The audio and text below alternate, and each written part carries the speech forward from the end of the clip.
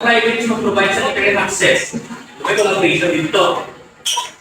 But jointly sabihin sila huliganay. Para mas natapos sila mga huligan ng mga tao. So that is the public sa private partnerships. Okay, next naman sa government initiatives. Sige daw. Speaking.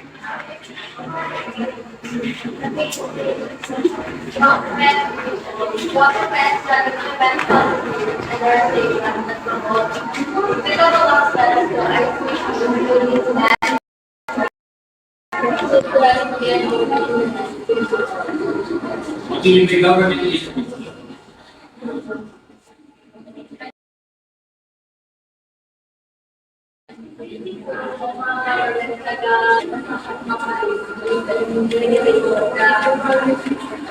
Para mag-promote ang maka-access sa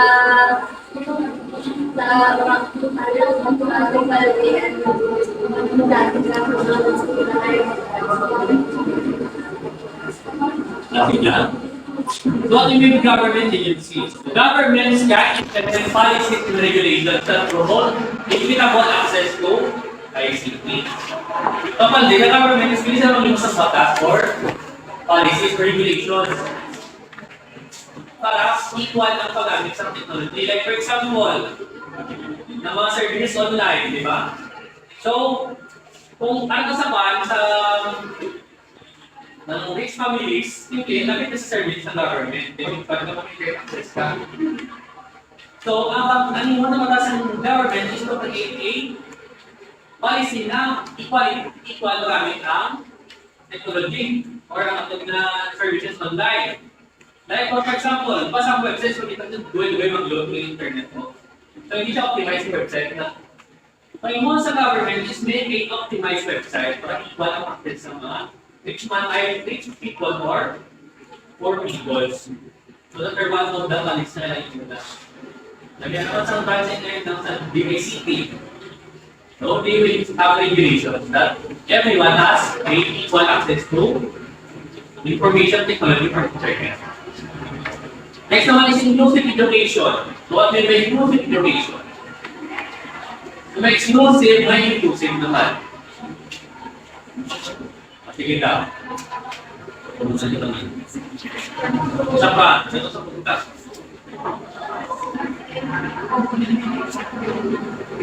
inclusive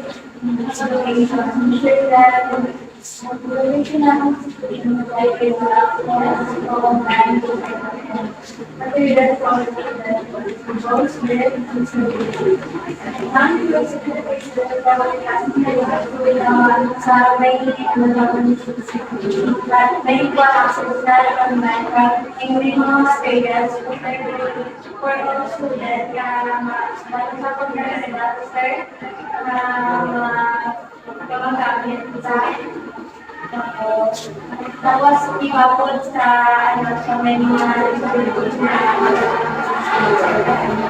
Like for example, sample one. What do you mean by inclusive education? So ensure that educational institutions provide equal access to online resources and material for all students, including those with disabilities. So what do you mean by disabilities? Meron na sila? PWD, di ba? People with disabilities. For example, sila sa inclusive